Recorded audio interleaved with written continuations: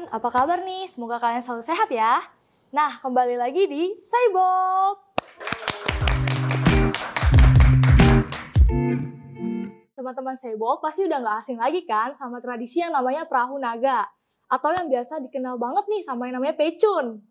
Nah, teman-teman tuh kira-kira tahu gak sih?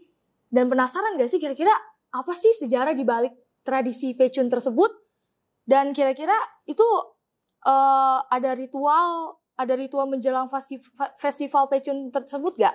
Nah, untuk itu sekarang saya bersama Pak Chow Sen Yap dan juga Ibu Mary akan membahas seputar tradisi pecun tersebut. Nah, untuk Pak Chow Sen Yap dan Ibu Mary, untuk pecun tersebut itu kira-kira ada makna lain nggak dari arti pecun itu sendiri? Ya, kalau kita berbicara pecun adalah suatu yang sudah menjadi bagian atau tradisi di Kota Tangerang yang saat ini tiap tahun bisa dilaksanakan. Tentunya pecun itu adalah suatu perlombaan perahu atau mendayuh perahu atau mendayuh banyak perahu. Tentunya di balik peristiwa itu adalah ada sejarah-sejarah yang menyangkut daripada perayaan pecun itu sendiri. Kalau untuk di Kota Tangerang itu budaya pecun itu sudah dilakukan sejak tahun 1900-an. Yang asal mulanya sejarah pecun itu adalah dilakukan dulu adalah di Batavia atau di Jakarta. Tetapi karena kondisi keadaan sungai di Jakarta itu yang mulai keruh, jadi beralihlah ke Kota Tangerang atau di bantaran Kali Cisadane. Itu bisa dilakukan itu di kisaran tahun 1911. Waktu itu atas jasa-jasa daripada kapitan dari Jakarta menyerahkan perahu kepada perkumpulan Buntekpio dan yang lalu digunakan untuk perayaan pecun, dan perayaan pecun itu terpelihara atau terbina sampai saat ini. Dan di balik perayaan pecun itu sendiri adalah ada ritual-ritual yang lebih penting secara agama Konghucu. Itu adalah perayaan ibadah sembahyang Yue atau ya di saat Tuan Yang. Sembahyang Yue itu adalah peribadahan sembahyang kepada Tuhan di saat terik matahari atau di musim panas, yang juga merupakan bagian dari 4 peribadahan kepada Tuhan di dalam agama Konghucu, di mana sembahyang Yue itu adalah disebut juga saat Tuan Yang. Tuan Yang itu adalah di saat terik matahari, dan Tuan itu adalah lurus atau terang, dan Yang itu adalah matahari. Jadi Tuan Yang itu adalah di saat matahari terik dan lurus, yaitu di kisaran jam 11 sampai jam 1, yang dilakukan di setiap tahunnya itu di tanggal 5 bulan 5 Kungceli atau penanggalan Imlek, seperti itu. Oke, baik. Nah, kenapa sih membahas tentang bacang itu identik banget nih? Membahas pecun tuh identik banget sama yang namanya makanan khas bacang itu. Ada arti tersendiri gak dari bacang tersebut gitu? Kalau masalah bacang itu kembali lagi bagaimana tentang tercetusnya mendayuh perahu itu, yaitu suatu peristiwa yang sangat penting di zaman di Tiongkok sana, di zaman peperangan. Kisahnya yaitu di zaman dulu adalah ada 7 negeri yang di Tiongkok itu mempunyai pengaruh, terutama di 7 negeri itu adalah negeri Qi, jadi negeri Yan, negeri Han, negeri Zhou, negeri Chu, dan negeri Qin. Dan di antara 7 negara itu adalah ada suatu negeri yang sangat agresif, yaitu negeri Qin. Jadi negeri Qin itu ingin menguasai daripada semua negeri. Tetapi di antara negeri-negeri itu ada suatu tokoh atau seorang yang menteri besar yang sangat berpengaruh, yaitu Qi Yuan yang berasal dari negeri Chu. Dan mereka itu bisa mengkoordinir daripada atau mempersatukan dari 6 negeri yang ingin dikuasai oleh negeri Qin. Dan kebetulan Yuan itu adalah orang yang teguh pendiriannya dan dianggap benar, jadi bisa menjadi suatu yang pelopor di antara mempersatukan atau mempertahankan di antara 6 negeri yang akan diambil oleh negeri Qin. Maka mereka berupaya untuk membendung daripada serangan negeri Qin itu sendiri. Tetapi karena banyak fitnah juga terutama dari pembesar negeri Chu dan juga raja negeri Chu yang terpengaruh oleh bujuk rayu daripada raja negeri Qin, maka seorang Qi Yuan itu dipitnah sehingga mereka dihukum buang oleh raja. Kebetulan sampai dibuang ke pinggiran Sungai Biklok, ya. Dan di sana mereka hanya bisa berteman oleh seorang bapak perahu yang kebetulan mereka juga adalah seorang yang berpengaruh di sana. Singkat waktu, karena mungkin pengaruh daripada bujuk rayu negeri Qin yang memang ingin menguasai daripada ke-6 negeri itu, negeri Chu dan negeri yang lainnya terserang oleh negeri Qin dan dikuasai, dan banyak masyarakat yang terbunuh. Oleh karena itu Qi Yuan itu merasa bersalah dan tidak bisa mempertahankan negerinya yang sampai dikuasai oleh negeri Qin. Maka itu di saat tanggal 5 bulan 5 dan di saat Tuan Yang, mereka mengorbankan diri menjadi prasasti atas dasar bagaimana dia yang betul-betul cinta akan negeri itu, untuk mengabdikan dirinya kepada negeri itu, dialah yang menjadi istilahnya menjadi prasasti atas dasar kebenaran itu sendiri. Jadi atas dia mengabdikan dirinya atau di Sungai Biklo itu, maka orang-orang yang mencari jenazah Kutuan itu adalah menggunakan perahu dan membawa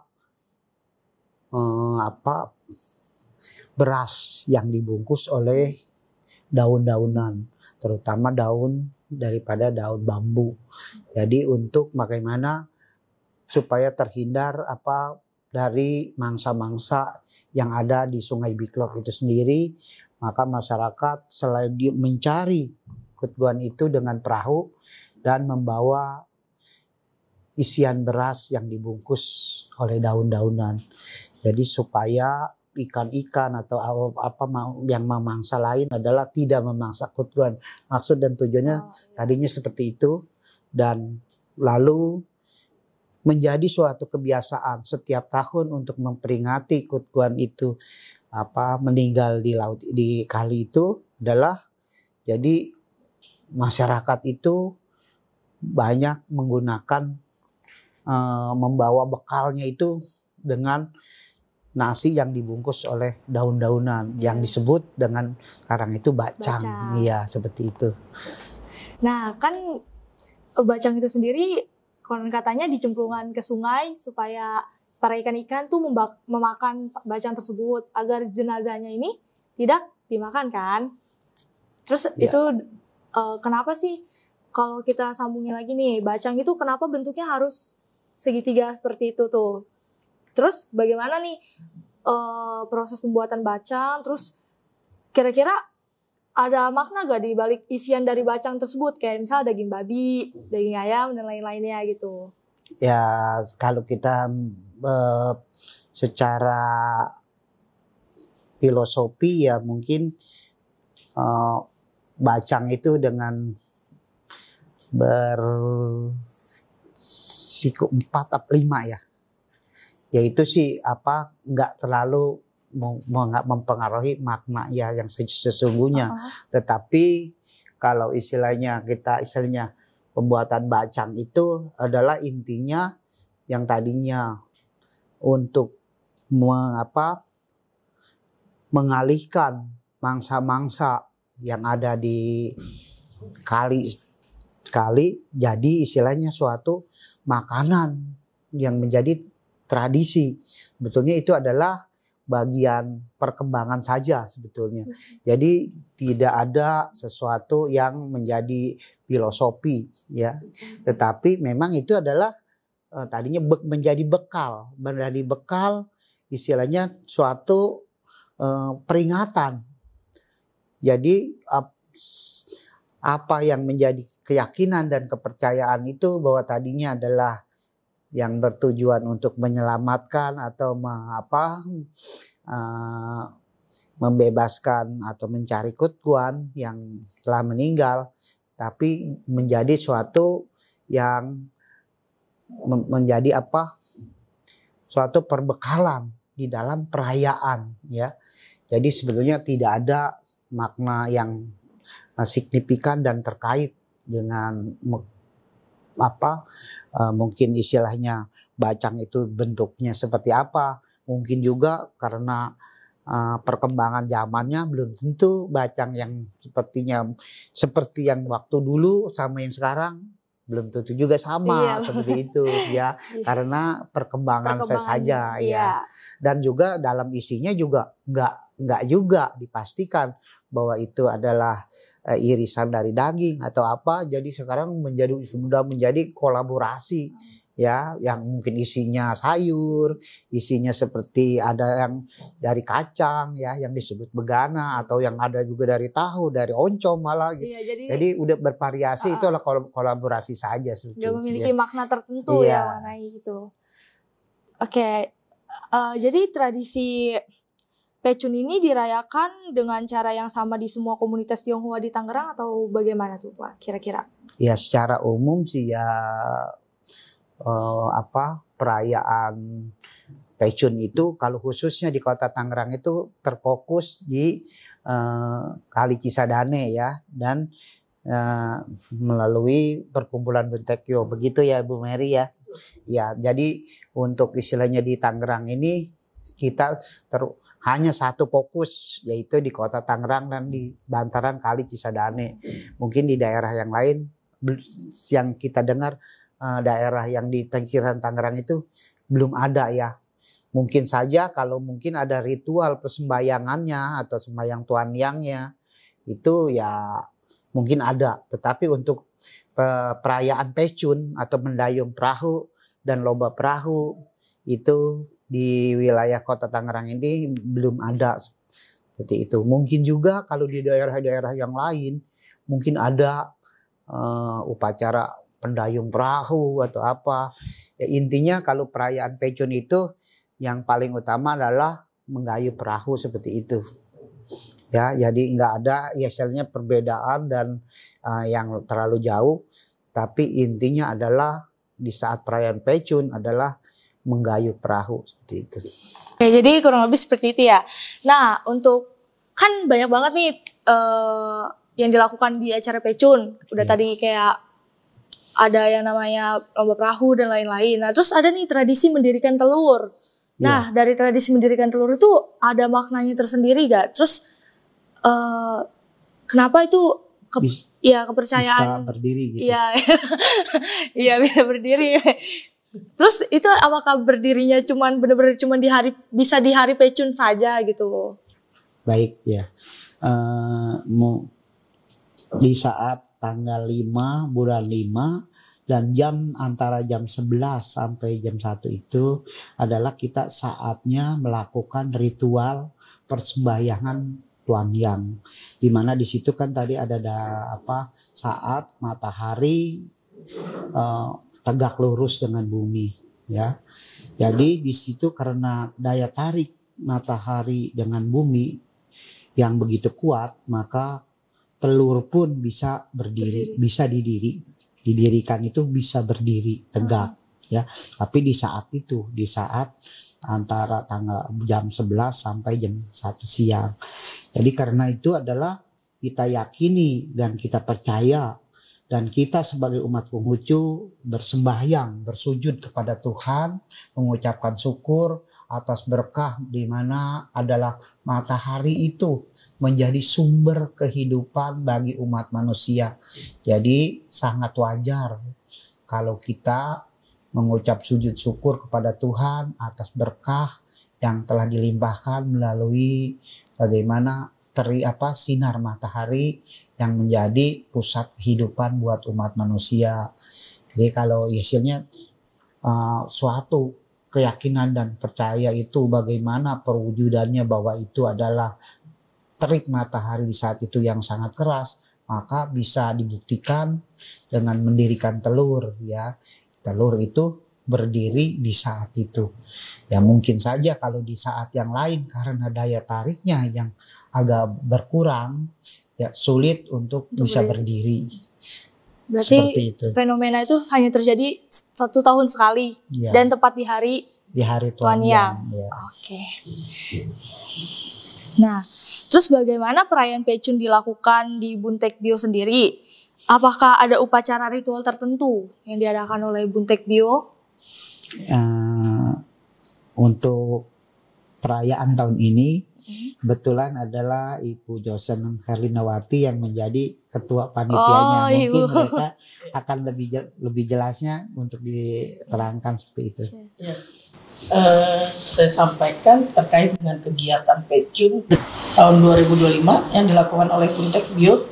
Tadi kan menanyakan apakah ada ritualnya. Ya. Memang secara rangkaian kegiatannya kita melakukan kegiatan itu yang diawali tanggal 2 Mei itu kita lakukan lepas ancak di Kali Sisadane. Ada 9 titik yang kita lakukan untuk lepas ancak. Kenapa dilakukan lepas ancak? Lepas ancak sebelum kita lepas ancak ini berupa makanan, ya, sesajen seperti itu ya, bisa dibilang seperti itu. Ada daging juga, ada telur juga. Itu kita meminta keselamatan lah. Jadi sebelumnya memang didoakan dulu terlebih dahulu sebelum ancak itu dilepas di Kali Sadane. Jadi itu sebagai suatu bentuk persembahan kita kepada ya mereka makhluk yang ada di air lah. Kita mohon keselamatan supaya acara yang akan kita laksanakan nanti terkait dengan lomba perahu ini dapat berjalan dengan baik, dengan lancar. Setelah dari tanggal 2 Mei itu kita akan melakukan yang namanya kegiatan pada tanggal 29 Mei. Itu kegiatan bersih-bersih bantaran Kali Sadane. Jadi sebelum kita memulai perlombaan, biasanya kita melakukan kegiatan itu sebagai bentuk kepedulian kita juga terhadap lingkungan di sekitar Kali Sadane. Seperti itu. Lanjut lagi pada tanggal 30 ya Pak ya. Tanggal 30 itu kita melakukan ritual, 30 Mei ya, kita melakukan ritual memandikan perahu. Sebelum ritual memandikan perahu itu dimulai, kita melakukan sembahyang dulu. Sembahyang besar kepada Tien tentunya oleh para pengurus Buntek Bio. Dilanjutkan dengan doa Keng, lalu doa Parita, dan pada pukul 11 malamnya itu kita melakukan doa Piaubun. Jadi Buntek Bio ini kan menaungi agama Buddha, Konghucu maupun Tao. Ya, sehingga doa-doanya dilaksanakan pada saat tanggal 30 tersebut. Karena di Pendopo Pecun sendiri yang punya Buntek Bio memiliki perahu keramat ya, bisa dibilang seperti itu. Perahu tua dan perahu keramat itulah yang nantinya akan dimandikan ya. Dimandikan oleh siapa? Oleh pengurus, oleh umat yang hadir pada kegiatan pada tanggal 30 Mei tersebut. Dan mereka mempercayai bahwa air yang digunakan untuk mandi tersebut ya akan membawa manfaat buat mereka gitu. Lanjut dari tanggal 30 Mei itu di gang tengahnya pun dari siang kita ada kegiatan bazar maupun panggung hiburan. Nah, dan salah satunya nanti Sekolah Setia Bakti akan tampil di panggung hiburan tersebut. Lanjut lagi tanggal 31 Mei itu paginya sekitar jam berapa Pak? Jam 11 ya? Jam 11 siang, jam 11 siang sore kita melaksanakan yang namanya tadi Pak Cungguan katakan, kita melaksanakan sembahyang eling dan takwa. Setelah melakukan sembahyang itu ada dilakukan juga yang namanya ritual kita melemparkan bacang ya Pak ya, ke Kali Sadane, menabur bunga juga dan melempar bebek. Setelah itu kita melakukan lomba tangkap bebek. Dan memang secara tahun demi tahun sebelum melakukan lomba perahu itu kita harus melaksanakan sembahyang dulu. Ucap syukur dulu kita kepada klien akan kegiatan yang akan kita lakukan. Itu. Nah di daratnya itu masih ada kegiatan bazar maupun panggung hiburan 31 itu. Dari lomba bebek di air kita melakukan lomba dayung perahu. Nanti ditutup pada tanggal 1 Juni. Tanggal 1 Juni itu kita melakukan lomba balap perahu juga. Di darat di gang tengah itu tetap ada kegiatan panggung hiburan dan bazar. Nanti pengumuman pembagian hadiahnya kita akan lakukan malam di panggung hiburan tanggal 1 Juni. Seperti itu kegiatan pecun yang akan dilakukan oleh perkumpulan Butek Bio. Tapi ada juga yang tadi udah disebutkan sama Johnson Yap. Apa tuh? Dengan adanya bacang ya, kita juga panitia mengadakan festival 1000 bacang. Wow. Jadi nanti pada tanggal 31 Mei itu akan ada 1000 bacang yang ditampilkan dan akan dibagikan untuk umat masyarakat Tangerang lah gitu. Butek Bio hebat ya, bisa mengadakan agenda kegiatan sehebat itu, semeriah itu. Dan buat teman-teman juga jangan lupa menghadiri acara festival pecun di bantaran Sungai Cisadane, karena pastinya di situ bakal seru banget dan meriah banget yang diadakan oleh panitia-panitia dari Butek Bio. Nah, untuk seputar perahu keramat saya ingin bertanya, itu kira-kira perahu itu sudah ada sejak kapan ya Bu? Secara sejarah Pak bisa tahu? Kalau sejarah yang tadi telah saya sebutkan bahwa perahu itu adanya perayaan pecun dan lomba perahu di Tangerang itu tadinya adalah perahu yang pertama itu adalah warisan dari seorang kapitan ya dari Batavia. Dari Batavia karena tadi di Jakarta Batavia itu adalah konon adalah sekarang Jakarta itu. Jadi tidak memungkinkan kalinya untuk suatu perlombaan, maka dialihkan ke kota Tangerang. Dan perahu yang diwariskan itu oleh seorang kapitan itu adalah diberikan kepada perkumpulan Butek Bio. Ya, jadi perahu pak hijau apa ya? Yang hijau, iya itu seperti itu. Jadi sekarang tuh menurut masih ada menjadi suatu warisan gitu. Maka ya itu tadi perayaan pecun itu sekarang itu karena perkembangannya sampai sudah diakui oleh pemerintah yang menjadi suatu budaya tak berbenda gitu ya. Warisan budaya tak berbenda untuk kota Tangerang. Jadi perayaan pecun itu bukan saja dirayakan dan sama orang-orang Tionghoa, tetapi sekarang sudah menjadi budaya, menjadi agenda pemerintah seperti itu. Seperti itu. Terus kira-kira nih apa makna filosofi yang bisa dipetik dari generasi muda dari perayaan pecun itu? Jadi perayaan pecun itu yang menjadi satu adalah kalau kita kepada budayanya itu menjadi memperkaya budaya bangsa Indonesia, khususnya di Kota Tangerang, ya, yang mungkin perlu generasi muda rawat dan teruskan apa yang telah para pendahulu kita, para leluhur kita ya cetuskan hal yang baik ini. Kedua ya kalau menjadi kebagian dari ritual itu adalah suatu keharusan, khususnya sebagai umat Konghucu itu kita punya kewajiban setiap tahun itu di saat sembahyang Tuhan yang itu kita harus lakukan, karena itu adalah bentuk sujud syukur kita kepada Tuhan, ya. Jadi bukannya harus motivasi itu ya perlu kita lestarikan. Yang ketiga adalah bagaimana untuk istilahnya hal-hal yang membuat bacang, ya. Jadi ada suatu hiburan lain yang menjadi istilahnya suatu keunikan, yaitu mendirikan telur atau menangkap bebek.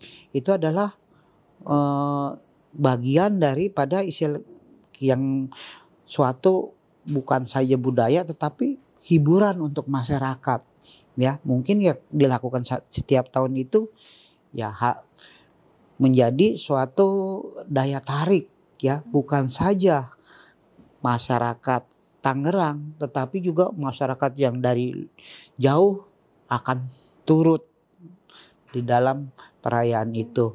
Jadi alangkah kita baiknya ya hal-hal yang istilahnya bisa menarik daya tarik masyarakat itu ya perlu dipertahankan, perlu dijaga, begitu kan. Ya, mungkin sebisa mungkin bagaimana perayaan itu sendiri harus dilakukan lebih baik dan lebih baik lagi oleh generasi muda yang perlu punya inovasi ke depan, gitu kan. Ya, jadi diharapkannya generasi muda seperti saya itu bisa meneruskan tradisi dan kebudayaan daripada tradisi Pecun tersendiri, ya Pak. Pastinya seperti itu. Iya. Ya. Nah, terus gimana nih cara menjaga tradisi Pecun di era moderasi seperti ini gitu? Gimana cara untuk melestarikan dia? Mungkin Ibu Mary nih akan lebih bisa sebagai panitia, tentunya punya inovasi untuk ke depan gitu. Ya pasti sih ini udah merupakan salah satu cara sih podcast yang kita lakukan untuk mengenalkan bahwa di Tangerang nih, di Kota Tangerang ada suatu tradisi dan budaya maupun ritual yang terkait dengan Pecun untuk untuk bisa diketahui oleh masyarakat di luar sana, terutama untuk mereka yang generasi muda, yang kita sadari bahwa generasi muda ini adalah penerus, sehingga bagaimana budaya, tradisi dan maupun ritual yang sudah dilakukan oleh kita memang yang sudah mengenal lebih dulu untuk bisa generasi muda kita ini menjadi tahu, menjadi mengerti makna dan pentingnya budaya tradisi yang memang salah satunya itu Buntek Bio sudah mencoba untuk budaya dan tradisi ini untuk tetap bisa dilestarikan, dan tinggal bagaimana anak muda ini bisa diperkenalkan untuk mengetahui lebih dalam arti, makna dan pentingnya budaya tradisi ini untuk bisa sama-sama melestarikan ke depannya gitu loh. Iya. Nah, ngomong-ngomong tentang tradisi Pecun ini nih, Pecun ini tuh sebenarnya terbuka untuk umum atau hanya orang-orang Tionghoa saja yang boleh melaksanakannya gitu? Kalau keikutsertaannya itu untuk umum sebenarnya. Karena pada dasarnya kepanitiaan Pecun ini dibentuk memang ditujukan untuk masyarakat sekitar Kota Tangerang, yang pada umumnya mereka bagaimana nih bisa merasakan kebahagiaan dalam hal lomba, entah lomba tangkap bebek, entah lomba mendayung perahu ini gitu. Dan memang kita menyadari tahun demi tahun antusias masyarakat Kota Tangerang itu begitu besar. dalam hal menyambut kegiatan pecun ini gitu loh. Seperti itu ya. Iya. Jadi sekalian kalau untuk umum tuh kita bisa memperkenalkan budaya-budaya kita juga ke orang luar, Betul. bukan hanya di lingkungan kita saja kan Bu ya. Iya. Nah, terus terakhir nih, gimana nih pesan Bapak Ibu untuk kepada generasi muda terkait pentingnya menjaga tradisi seperti pecun? Ya. Yang kami harapkan ya pasti kepada generasi muda untuk bisa membuat diri mereka itu ingin tahu lebih banyak, Ya, ingin lebih tahu lebih dalam lagi ada apa saja sih tradisi selain daripada pecun. Salah satunya pecun yang ada di Kota Tangerang ini. Ketika mereka mengetahui sejarahnya gitu loh, bahwa ada banyak hal positif yang bisa kita temukan di dalam kegiatan-kegiatan yang kita laksanakan ini gitu loh. Sehingga bagaimana mereka akhirnya bisa tahu, bisa mengenal dan mencintai tradisi dan budaya khususnya yang ada di Kota Tangerang ini. Ya salah satunya itu yaitu pecun. Gitu. mungkin ada pesan dari Bapak gimana? Ya saya sangat mengharapkan ya kepada generasi muda kita apa yang sudah pendahulu kita itu rawat dengan baik ya. Jadi bisa diteruskan ya. Bisa diteruskan karena budaya-budaya ini adalah yang menjadi keteladanan buat kita juga menghargai apa arti daripada perjuangan para pendahulu kita, karena di sana khususnya Kutguan itu menjadi suatu prasasti untuk generasi yang seterusnya. Nah, mungkin segitu aja perbincangan kita kali ini. Gimana nih komen-komen di bawah ya? Untuk Bu Mary dan Chosen Yap Tungguan, saya mengucapkan terima kasih sudah meluangkan waktunya dan berbagi dengan kita semua. Terima kasih. Dan terima kasih juga untuk teman-teman setia Seibold yang sudah nonton video ini sampai akhir. Jangan lupa untuk klik tombol like, comment, share, and subscribe. Sampai jumpa lagi di Seibold.